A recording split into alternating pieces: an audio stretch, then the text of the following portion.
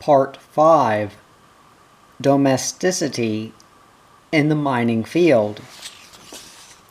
Chapter 10 Life on £5 a month.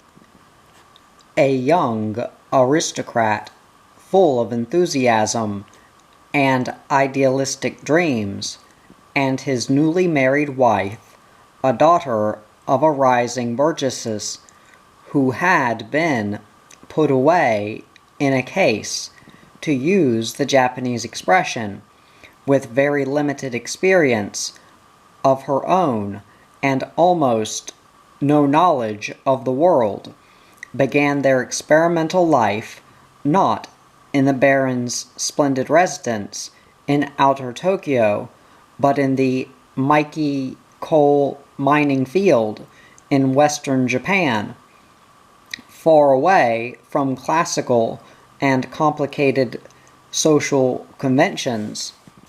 It was one afternoon in late January 1915 that our long journey from Tokyo ended after we had traveled 700 miles along the sea coast of Japan.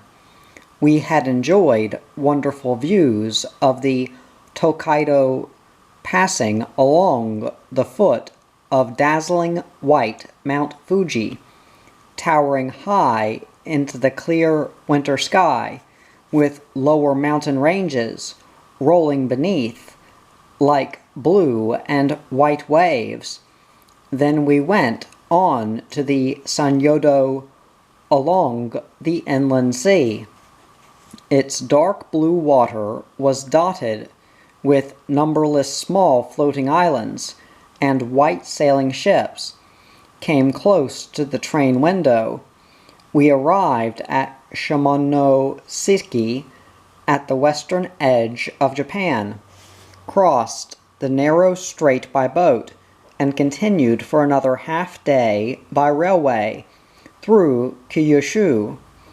In the center of this Kyushu district, the Miki mines are situated, occupying a large territory in the Fukuoka and Kumamoto prefectures, with the town of Omuta as the hub of its universe.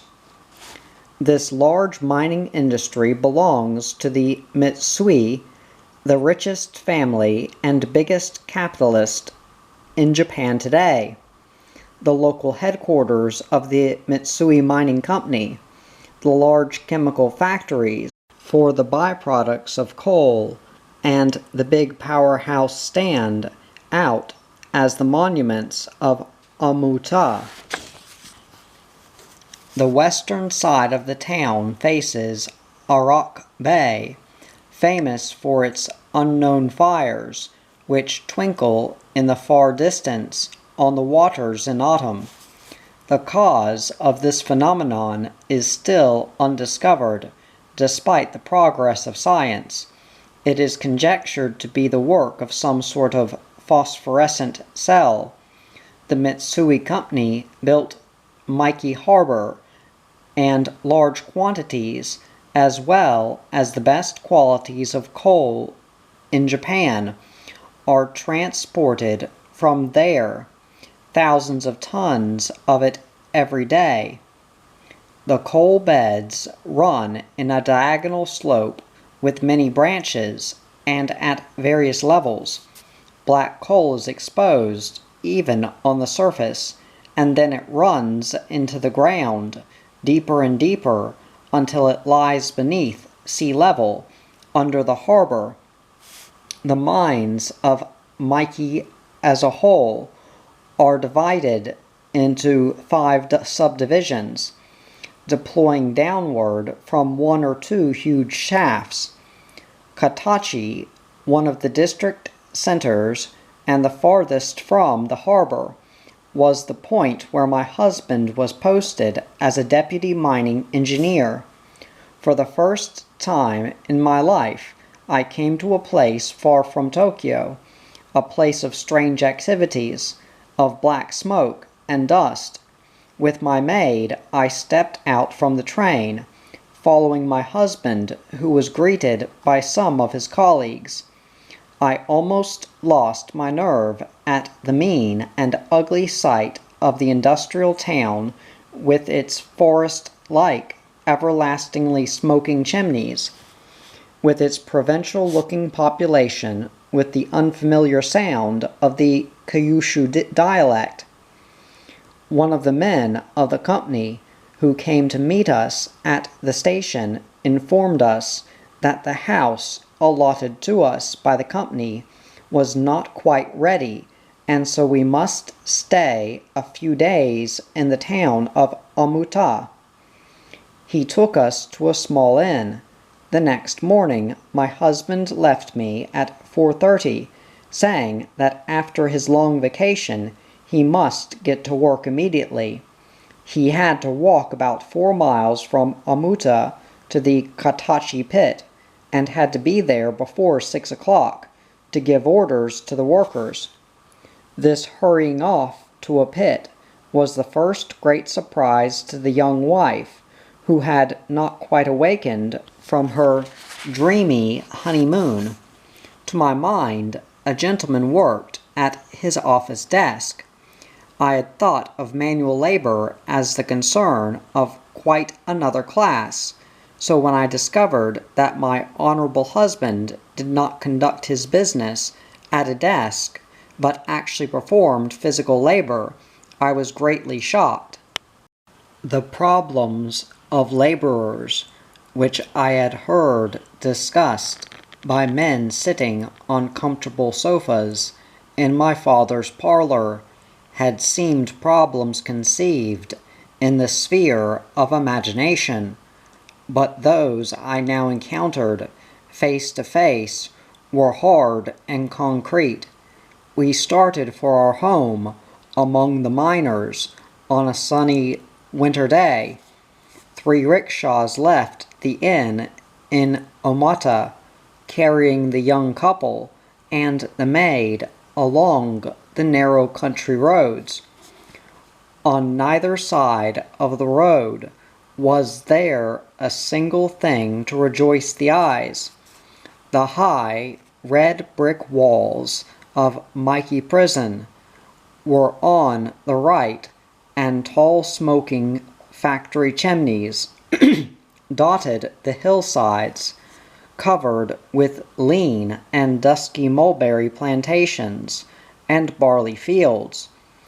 Country children astonished expressions on their dirty faces, their little mouths wide open, and their noses terribly wet, looked up at the unfamiliar sight of city people riding by in rickshaws. As it had been my firm determination, ever since I had first been engaged, that I would meet any kind of hardship, even to jump into fire or water, for the sake of my respected husband, as a good wife should do. I did not expect to live always in luxurious surroundings. I was deeply interested in helping my husband carry out his humanistic ideals, which had become mine too. Yet, as a Japanese proverb says, a blind man is never afraid of snakes, and I naturally had been blind to the true meaning of misery, dirt, and poverty. My imagination had not gone beyond the boundaries of my personal experiences, and my mind had been trained only towards love, beauty, poetry, and the womanly virtues. I did not realize what a task I had undertaken. At the foot of the gigantic iron cranes, among the coal wagons, our rickshaws suddenly stopped, and my husband told me that this was the spot where we were to make our home sweet home. I questioned myself again and again. Sweet home, isn't he teasing me? how could one live in a place like this, among dust and the noise of engines? At this, my long dream was broken, and I had to realize that it was indeed Katachi, where my husband and I were to live from now on. A poor and shabby village it was. The land about it was hilly and consisted of red clay mud. On one of the bare red hills, where the coal shaft went down deep, stood a tall wide chimney, fearful black smoke rising from it against the sky. The square wooden barrack-like buildings, with black corrugated iron roofs, were constantly noisy, with active engines and sliding belts to shift coal forward. On both sides, girls were at work, sorting coal, lumps by size. Black fragments of coal were scattered everywhere. On the other side of this pit, near the shaft, 2 big public baths, one for men and the other for women workers, threw out great clouds of steam. Crowds of men and women, scant clothes around their bodies, were walking around these bath-houses. I could see nothing to create industrial glory in this place, but only rows of miners' barns, stretching along the narrow stony road, which led through a spare village in the valley and then up the bare hills. Many somewhat better-looking residences for the higher officials of the company were built on the side of the hill, looking down on the smoke community. I was soon to behold our own dwelling. My husband took me farther along this road, helping my steps, since it was easy to stumble on the stones, until we reached a house, unspeakably shabby, on the right side halfway up the hill. The company's allotted residence sounded great, but it was in reality a house formerly belonging to a village farmer, and had been purchased by the company. I thought it could hardly be called a house. It looked more like a small hut. The houses for lower employees of the company were scattered at the bottom of the hill on both sides of the narrow passage, which led from the pit to the upper resident houses on the hilltop. Our hut faced this passage, the other 3 sides being surrounded by the huts of a similar kind, occupied by the laborers, who were not the real miners, but working in the pit, carrying coal from the miners' hands to the coal wagons. The army of the real miners lived close to us in separate groups. Entering this old hut, I saw 4 mat rooms, with a narrow attic to which we could climb by a ladder. The roof was thatched with broken straw. Modern civilization had been introduced even into this old hut, and we could get dim electric lights in the evening, but there was no bathing accommodation. People who lived in these company houses usually went to the public bath. With all my high resolves, I never could endure this strain, and later we treated ourselves to a private bath as the one permitted luxury. Matsu, my maid, who had been with me for several years, remained faithful enough to her honorable mistress to come even to this hut. She helped me scrub the dirty pillars and floors, and to make the house clean enough to live in. Even with this faithful assistance, it took days upon days. Rats ran about freely, regardless of the social rank of the new occupants. When it rained, buckets, washtubs, and bath towels of every kind were quickly assembled to catch the water, which dropped wherever it pleased through the leaky roof, upon our heads, into my closets where I kept the bed quilts, and even on my beautifully polished chest of drawers brought from Tokyo. Luckily, I had packed only the worst possible kimonos chosen from my gay trousseau.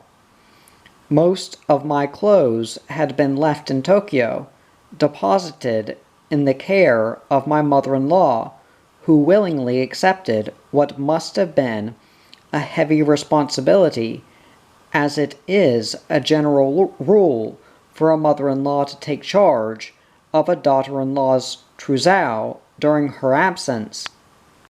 Thunderstorms were terrible in this district, and lightning often killed men and women working on the farms or by their huts.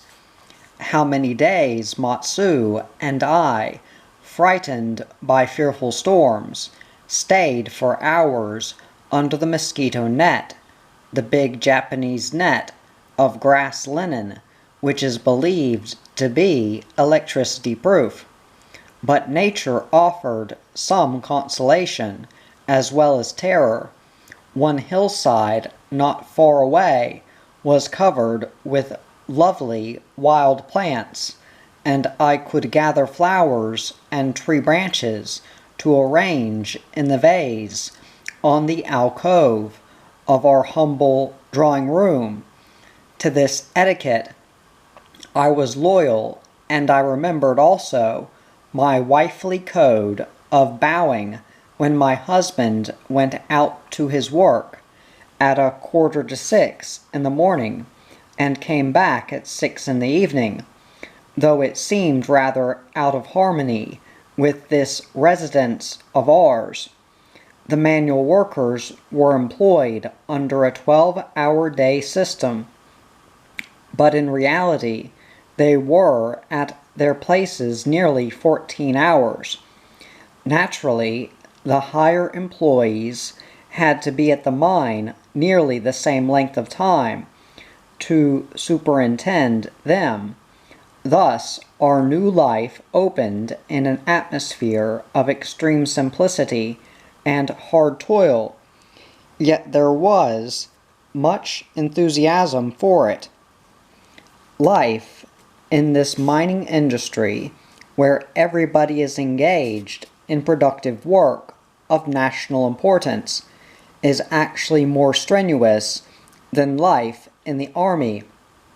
There was no holiday on this industrial battlefield, none whatever. Chinese soldiers get furloughs in the midst of their fighting during civil wars. The miners had to work as long as engines were active. No Sundays, no New Year's vacation. The tall chimneys smoked constantly, even on the emperor's birthday. Like others, my husband worked regularly, 12 hours a day or the same length of time at night.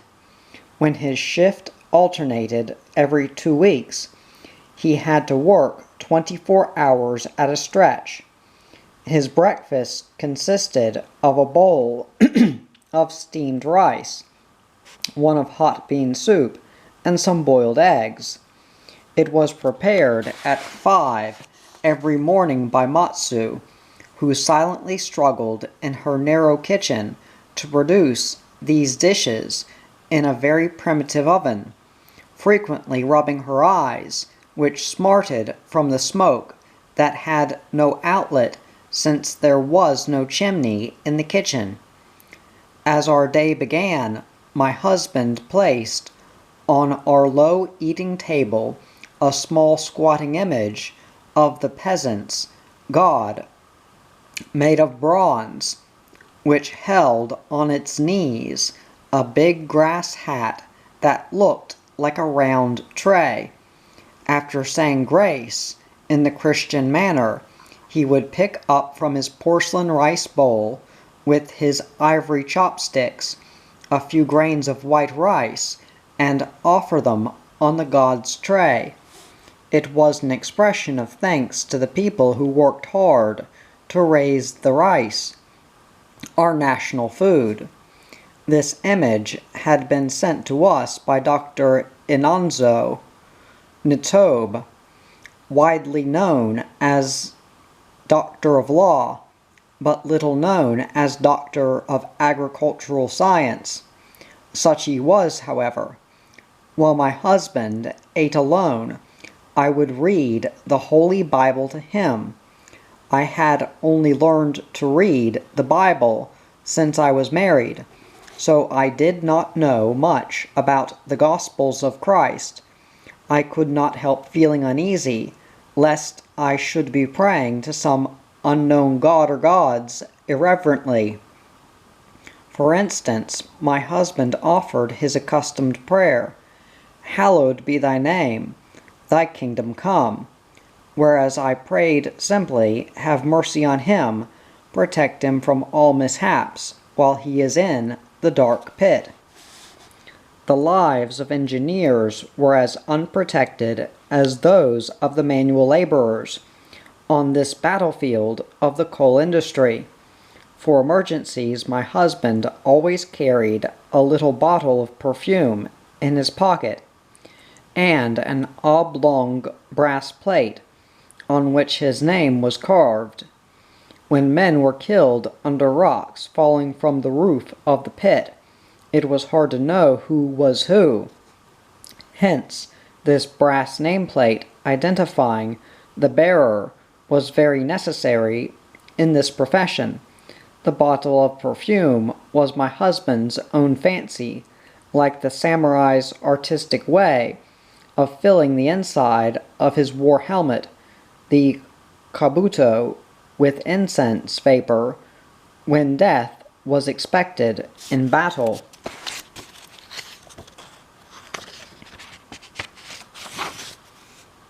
My beloved samurai in the modern warfare of the mining industry did not take to the field in gorgeous armor, but in a plain kimono, a cap, and wooden clogs, carrying a pair of grass sandals called waraji and a paper lantern, leaving his home and wife while the waning moon in the morning sky cast its shadow on the rough road.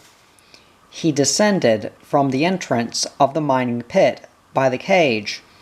There, taking off his kimono, he put on his overalls and slipped the grass sandals on his bare feet, which were swollen and often bled from walking in the dirty water.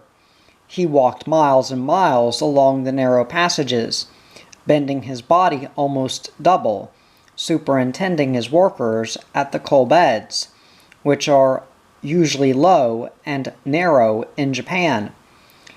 When the noon whistle blew, there came half an hour's interval, and he would open his lunch box in the darkness and stuffy air to fill his hungry stomach with the baked fish and rice which I had prepared. In the evening he came back thoroughly tired. His fatigue was too pitiful to see when he returned in the morning after a night's shift, and particularly after 24 hours of labor. Was one rewarded sufficiently for such toil, and the constant danger of poisoned gas, a flood, or falling rocks? At the end of every month my honorable husband brought home in an envelope his precious 43 yen at standard exchange rate and handed it to me. The total salary which the Mitsui company paid to a deputy engineer was £5 a month, but part of it was reserved in the company's treasury, making our actual income less than that. Our hut was rent-free, and we could get fuel, rice, and other daily provisions at moderate prices from the Consumers' League in the company, so we did not starve. Nevertheless, it was no easy matter to make ends meet, and we had to practice every possible kind of thrift.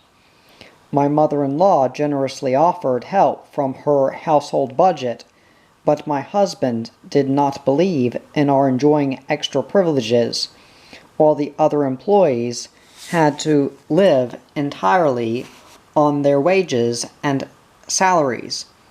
I kept a record of how I spent the fruits of my husband's labor, a page of which I reprint here.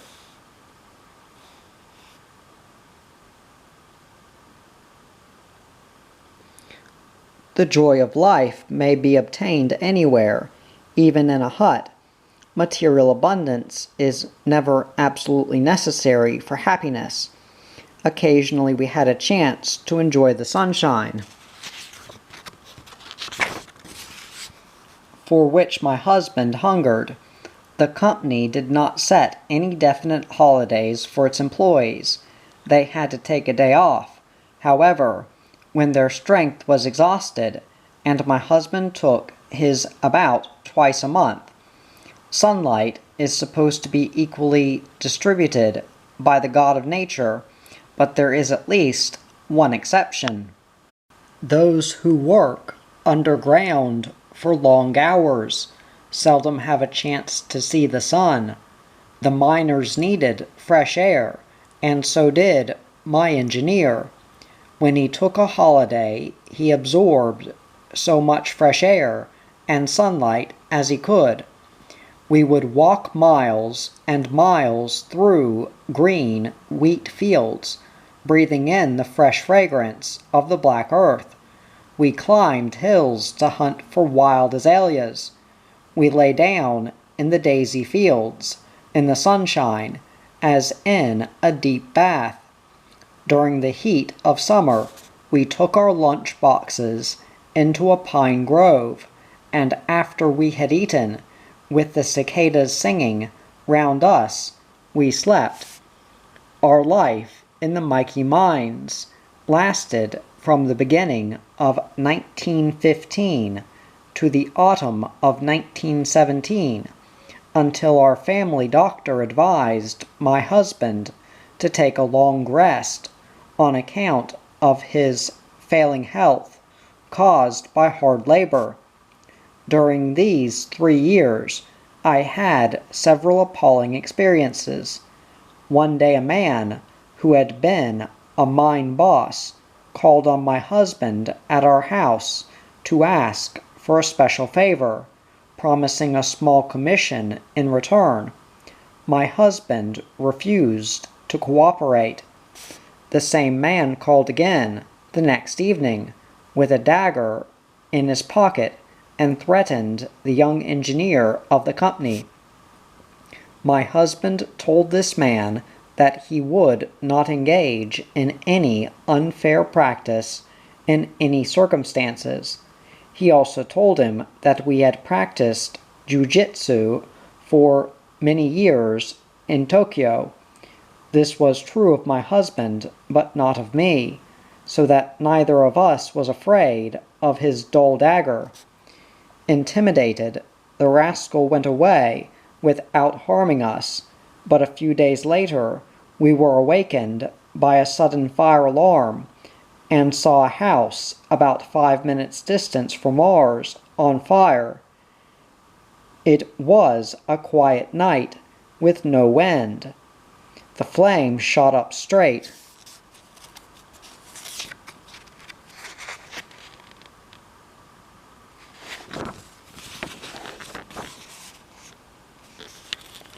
Burnt one house down and stopped. In the morning, the wife of the engineer living in that house was found dead in the ruins. Her husband had been down in the pit for his night shift during the fire.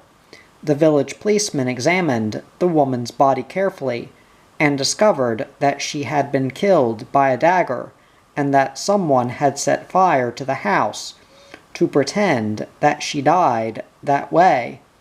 Suspicion was directed to the rascal who had threatened us, but he was nowhere to be found. The poor man whose wife was taken away by such cruelty left this place of woe soon afterwards, and my husband had to take his place at night. My maid, Matsu, and I were dreadfully frightened at living in such an unprotected house. Indeed, we scarcely slept at all. Another terrifying experience was a gas explosion in the mine. All the factory whistles blew long, almost like panting demons. Emergency, fire. People ran towards the entrance of the pit.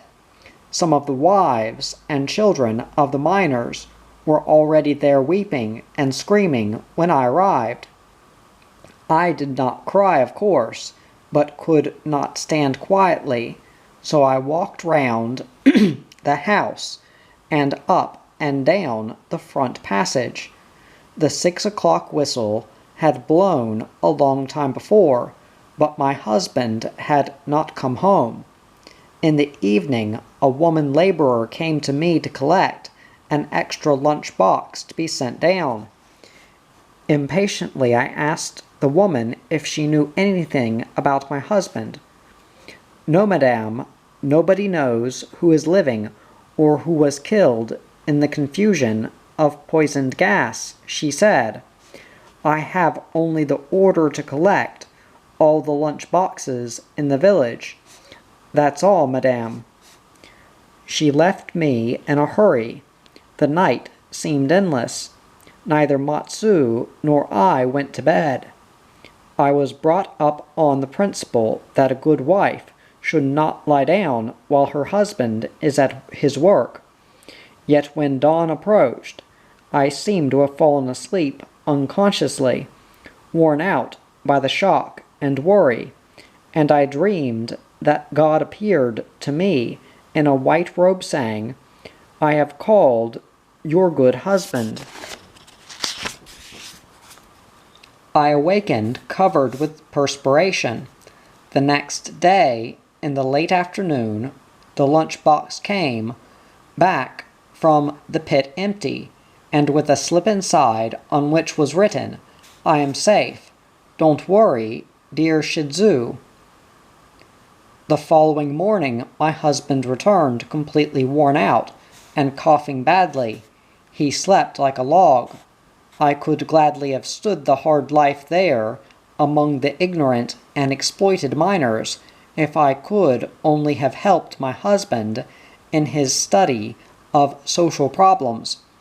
But there seemed no way to cooperate at first, and the low level of the culture of the engineers and other employees and their wives, who were mostly natives of this southern end of Japan, was too much for me to bear immediately.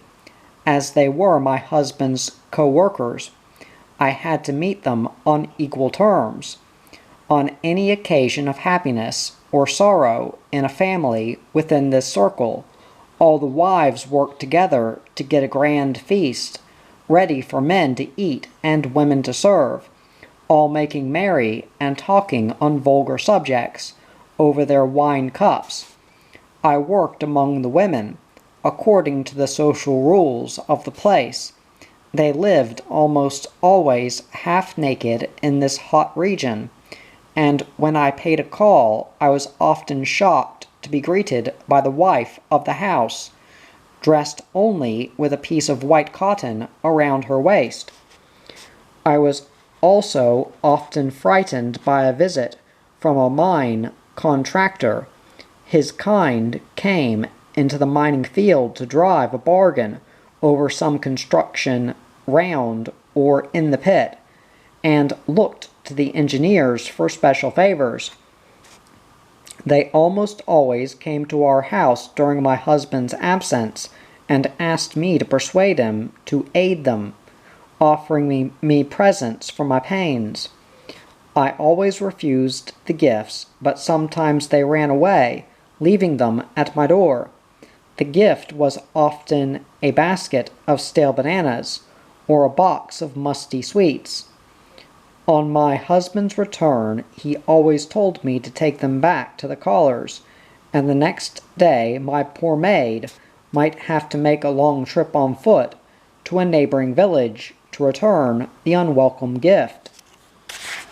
While I was in the mining regions, I often wondered how my aristocratic mother-in-law was ever persuaded to let her eldest son, the head of a great family, go so far away to live in such a dreadful place. She had objected to the plan at first, I was told, but on my husband's insistence that it was wise, she yielded. Custom required that the head of the family should be obeyed, even by his mother. Since the daughter-in-law had filial obligations, it was my duty to write my mother-in-law a long letter once a week, telling everything that had happened in our simple house, most of which was merely a full account of the week's cooking, washing, and sewing. Also, I had to write every now and then to my husband's other relatives, and always at the New Year and at the Feast of Lanterns at mid-year, formally asking after their health. I sent ceremonious greetings to each of them. My letters were mostly conventional and never revealed in any detail the horrible life of the miners, which was what I was most interested in for the sake of my husband, but which could never be understood by the people living at ease in Tokyo. Indeed, even I myself had been slow to understand and reluctant to share their woes. During these years, my husband's salary was raised twice, £1 at a time, according to Western reckoning. In the autumn of 1916, he was posted to Monda Pit, much bigger and deeper than the Katachi mine. While we were at Monda, our first son, Arata, was born, and a cloth carp banner of 5 feet was proudly raised on the pole in the corner of our small yard in the country fashion to celebrate the boys' festival. Chapter 11. Are Miners Human Beings? My interest, which had been at first strictly limited within the scope of domesticity, began to be enlarged little by little during my 3 years' stay at the mines. This outcome was due to my effort to know more about the subjects in which my husband was most interested. I began to look at the people around me in a new way, and tried to see their lives and problems more sympathetically.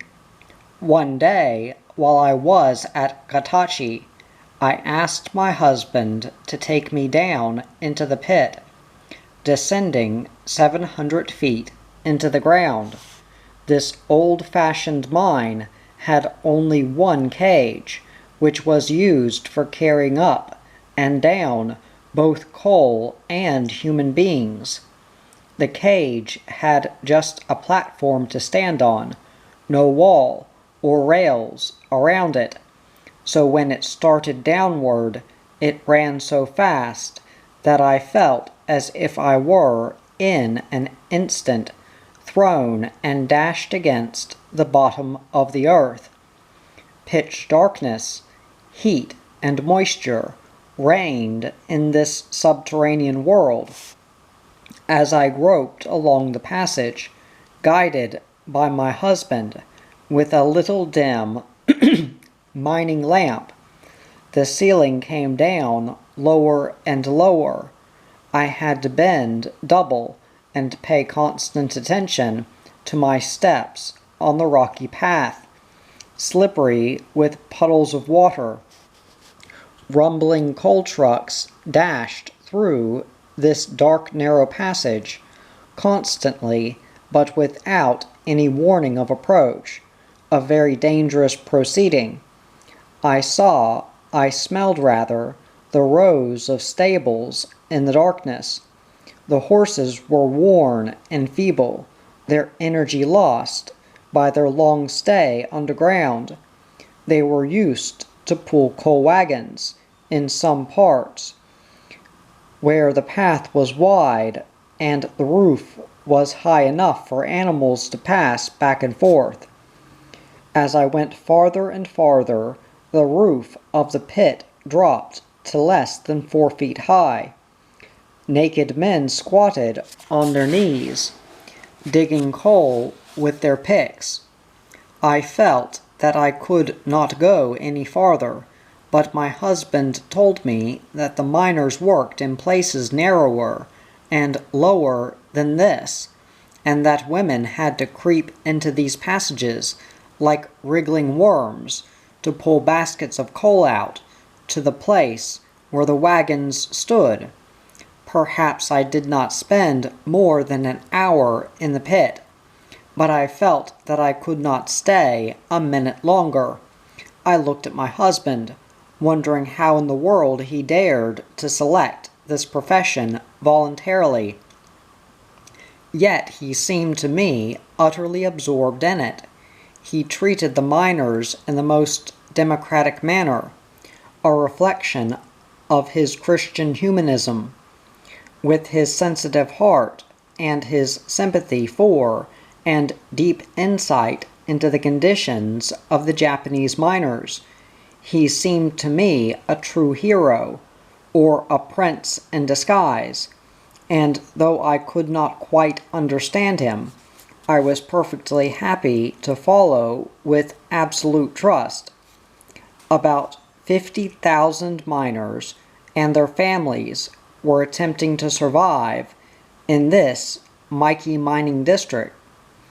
It may be unavoidable in any civilized country that the life of miners should be exposed to more danger than that of any other kind of laborers, but Japanese miners are especially subject to risks, and these are largely due to poor accommodation in the pit and to the narrow width of the coal beds. I was told that when the people in England discussed the nationalization of coal mines in 1919 before Justice Sankey's commission, the labor representative said, "The capitalists do not agree to the nationalization of the coal mines because they are afraid to lose their own profits. But have they ever realized that every scoop of coal which is carelessly thrown into the stove is obtained by the miner's life and blood? If our capitalists do protect their own profit, laborers have to protect their very existence. The fact is that the actual loss of miners per 1 million tons of coal mined in England is about 10 persons, while in Japan 30 human lives are actually sacrificed for every 1,000,000 tons. Moreover, the rate of injury by accident in this industry is as high as 2.5 to every 3 miners. If we add the cases of disease directly caused by poor sanitary conditions in the mines and wretched living accommodations, the percentage is even greater. While we were in Monda or Katachi Pit, no day passed without its accident. Every 3 or 4 days I heard the news of a miner's death, and occasionally that of an engineer, mostly the result of their being crushed by falling rocks. While carrying coal in baskets from pit to wagons, The girls were often crushed by the sudden overturn of the heavy coal trucks, or caught under the big wagons. This happened too often because of excessive speed.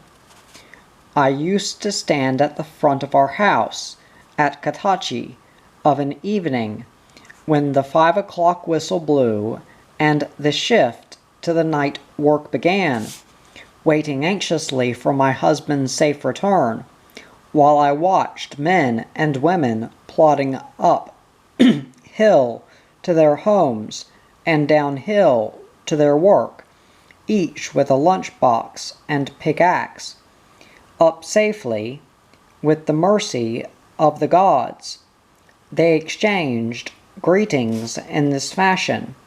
They were very superstitious, fearing almost any phenomenon as a fatal omen.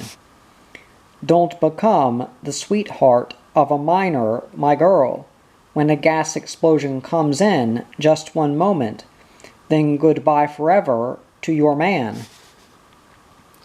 They chant songs of sorrow. Nevertheless, widows with children soon marry other men of the same trade, as there is no choice but to continue sharing this human tragedy. A strange logic of social life can be seen in the rewards miners whose labor is strenuous, whose life is threatened by constant danger and disease. They are paid very little compared with less arduous labor in Japan. During our stay at the mines, I often saw a squad of prisoners from Miki Prison in their ugly red uniforms, with heavy chains on their hips, sent down to the mining pit to work as forced laborers.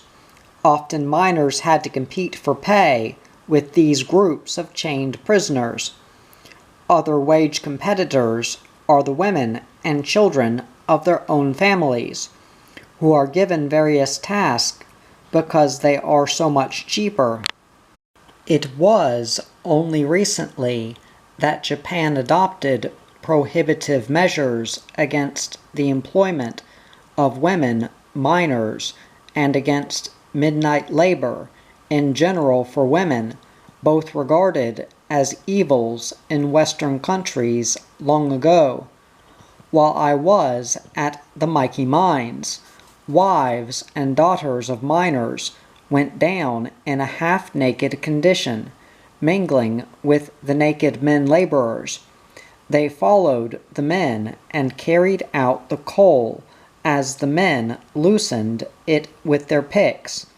It was ridiculous to expect morality in such circumstances.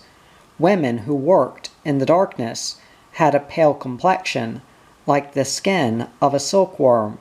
They spoke and acted shamelessly, the last sign of feminine dignity sloughing off.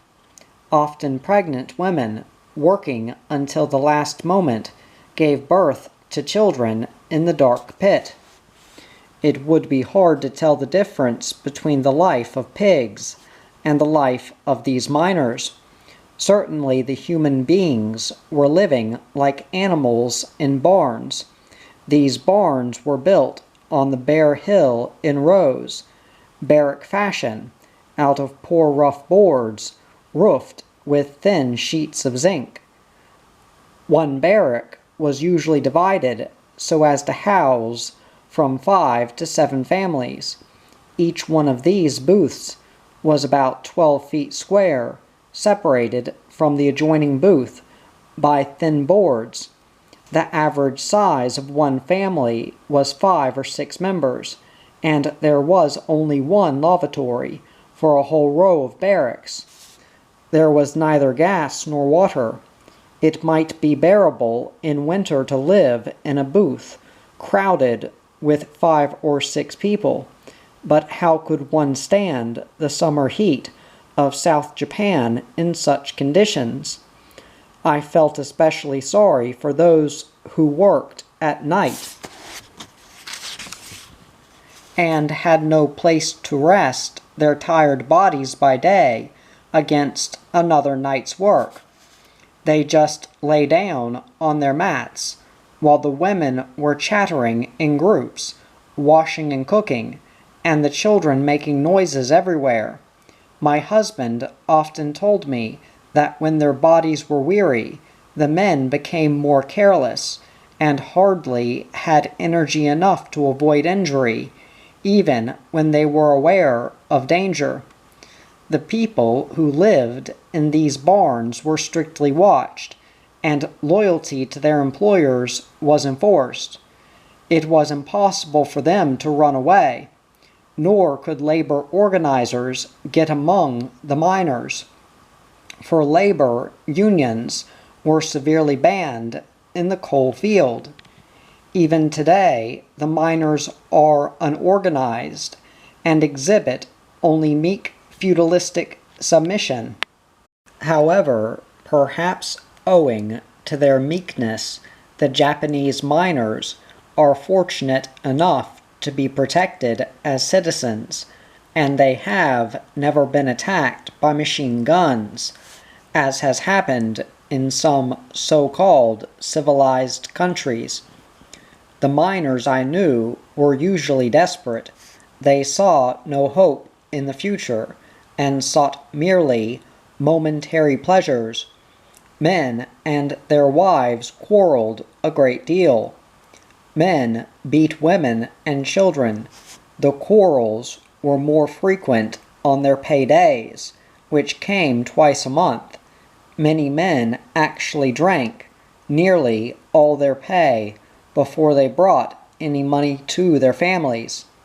But it would be rash to blame them. Who would dare preach family obligations to men who got only £4 for a month's work?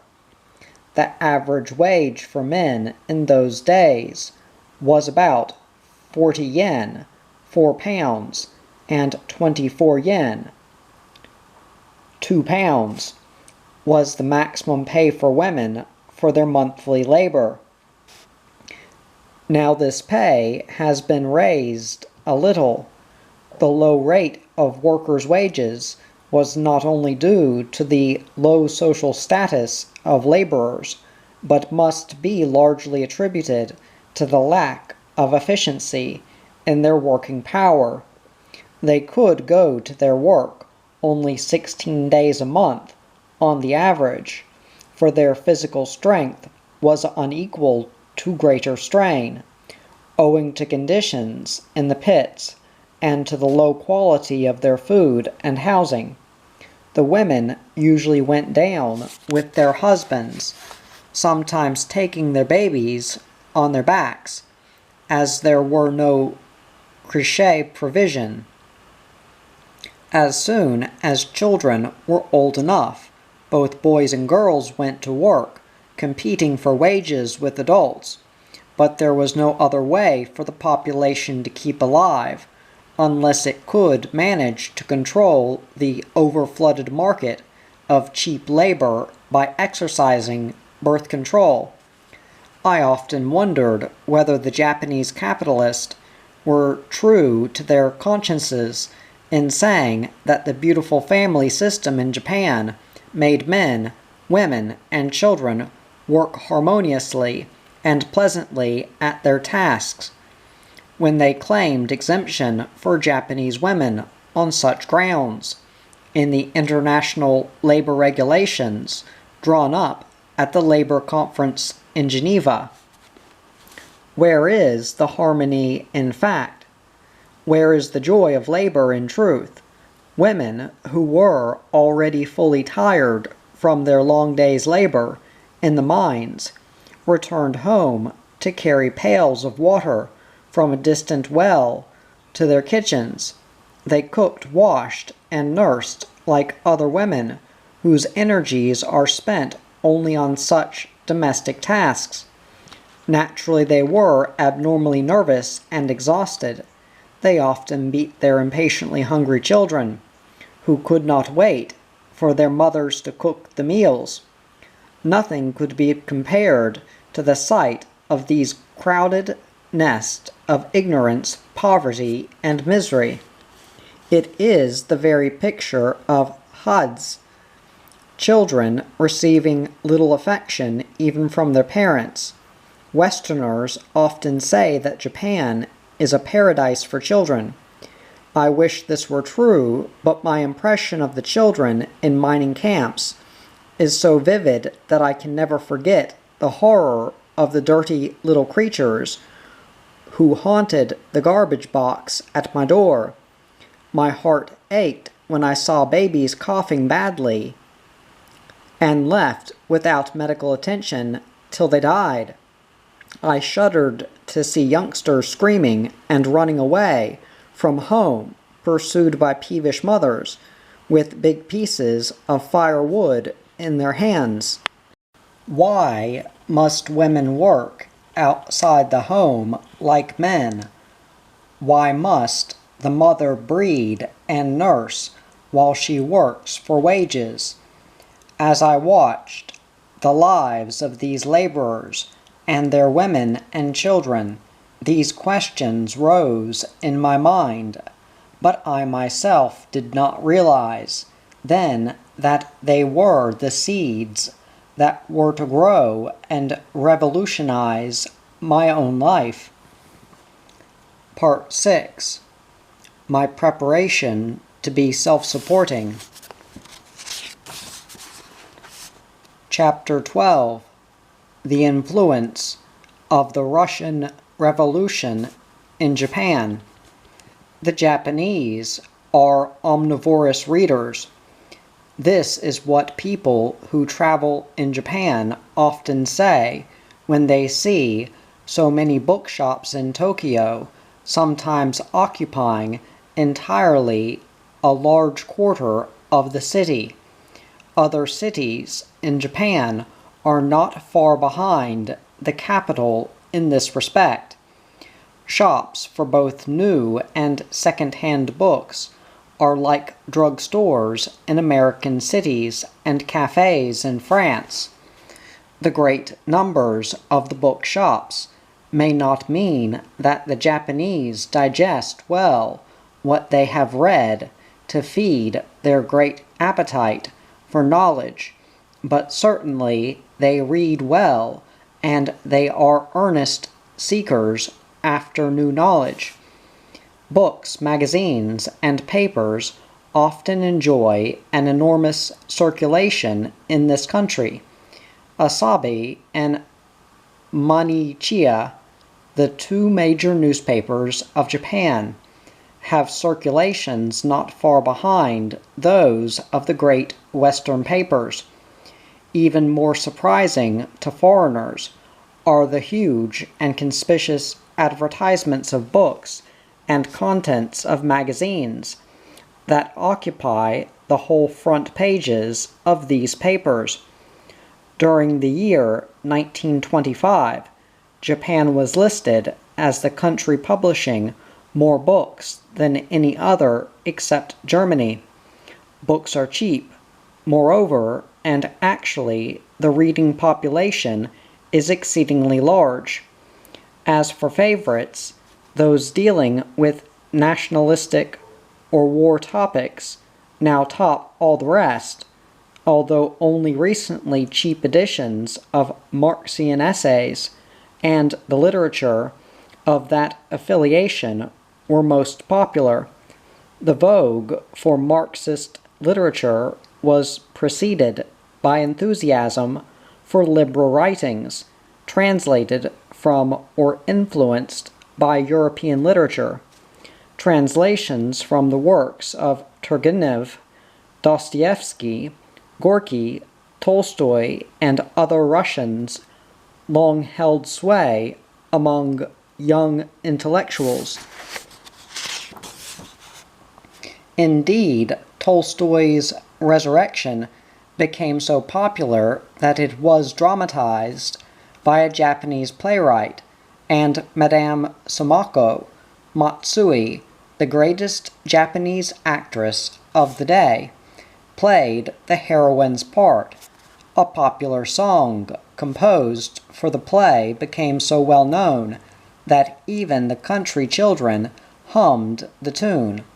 Katashua Kawaya Wakera no Tsurasa Samat Awayuki Tokonumani Kamini Inorio Lala Kake Masaka Kashusha dear, oh the sorrow of our parting, short be the exile, even like the dying snow, so to merciful Father let us pray.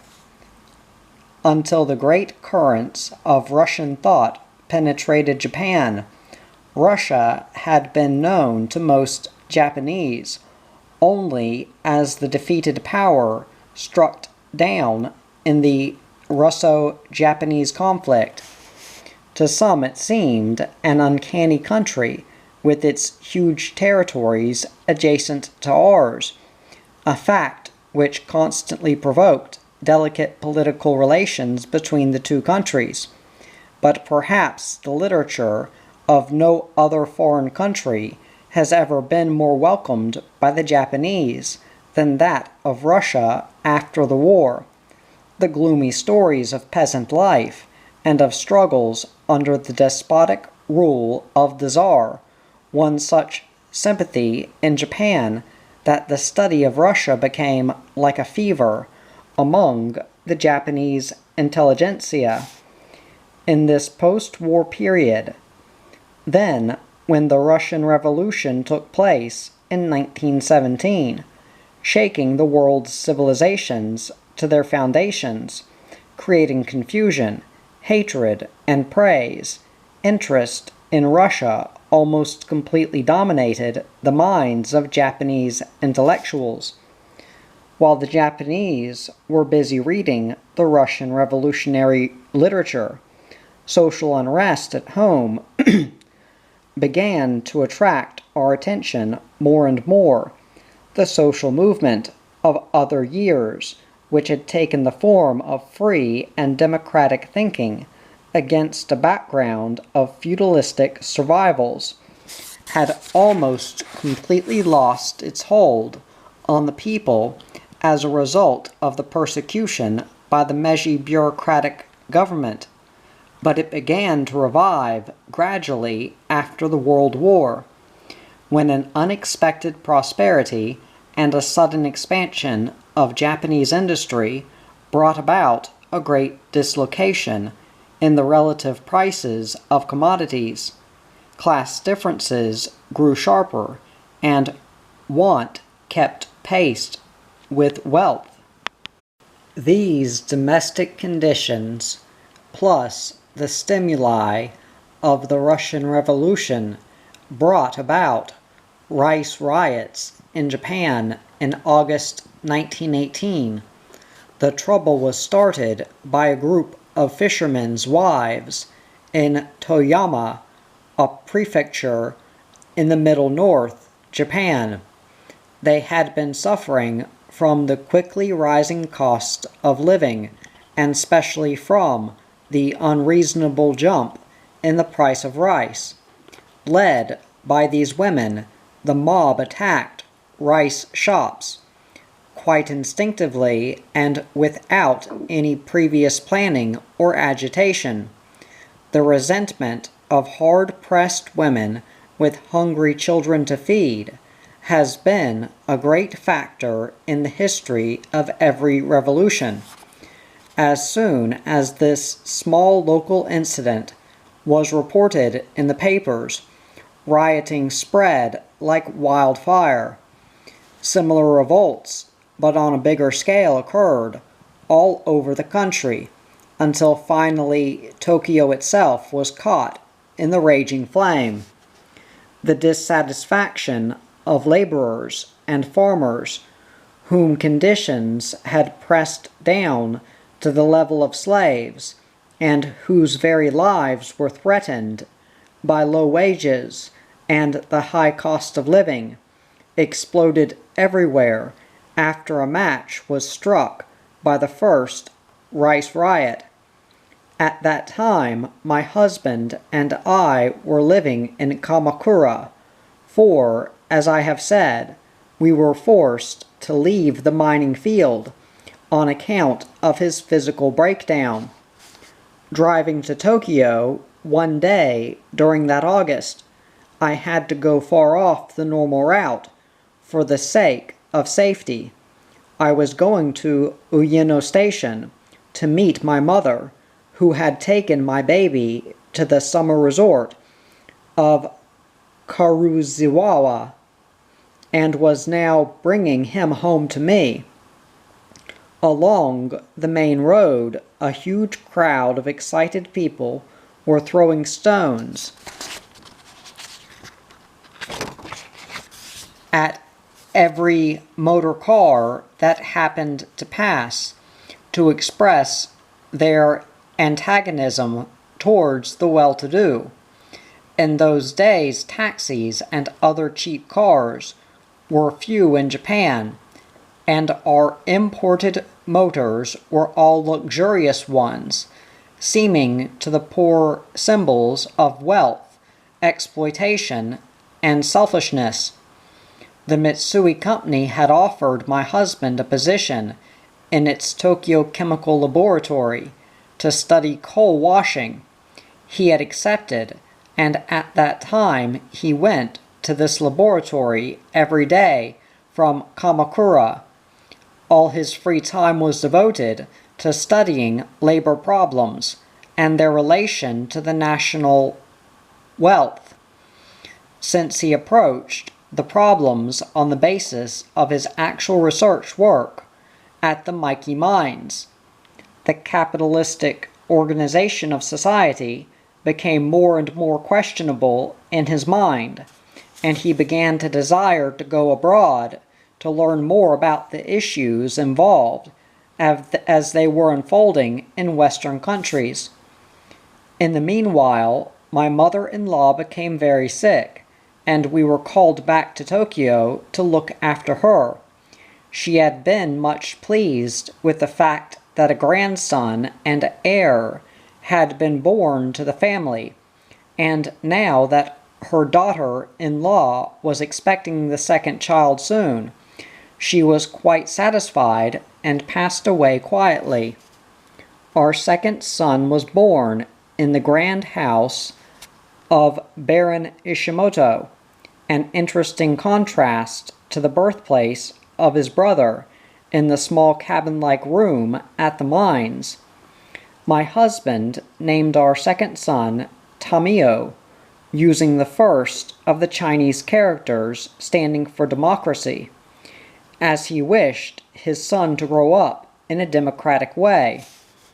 My husband was not satisfied with his career in the chemical laboratory. He thought the work too easy. He reminded me of an untamed horse, chafing with nerves. He wanted to go back to the mining field to expose his precious life again to the dangers of accident and disease. But instead, as soon as his strength returned, he decided to go abroad to study, and he began to prepare for the trip, while I was quite absorbed in maternal love and the care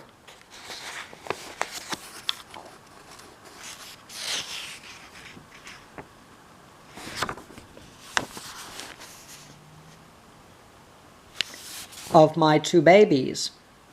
At the mines, the moment I knew I was to be a mother, I began to practice spiritual prenatal care, to read good books, and to think about aesthetic surroundings. After the children were born, I nursed them both, weighed them from time to time, and kept a diary of their growth as Western mothers do, while I spent my days utterly submerged in motherhood. My husband's plan to travel abroad matured, and it was decided that he was to visit America, Mexico, and Europe for the observation of industrial as well as general social conditions. The scheme was arranged half officially in the interest of the company and half privately for his own enlightenment. Knowing well enough his great interest in social problems, I yet could not avoid a certain feeling of anxiety about this trip. I firmly believed in his love for me, but I had a premonition that some unknown power was luring my husband from me, and his going abroad might, I thought, be the first break. My reason approved of his journey to the Occidental countries, but my heart always tried to hold him back. My husband, on the contrary, enthusiastically progressive, told me that he had no desire to make a great gap in the knowledge of husband and wife, and wanted me to join him as soon as the nursing period for the second baby was over. So he sailed from Yokohama for Seattle on February 13, 1919. The postcards and letters he sent from the new places were always interesting to me. He wrote that the English which he had acquired in Japan was quite different from that spoken in America. When he tried to express his opinion to an American, he was told that it sounded as though he were reading an essay. He was finding it difficult to pick up colloquialisms after learning only book English. Through Shakespeare, Carlyle, and other classical writers.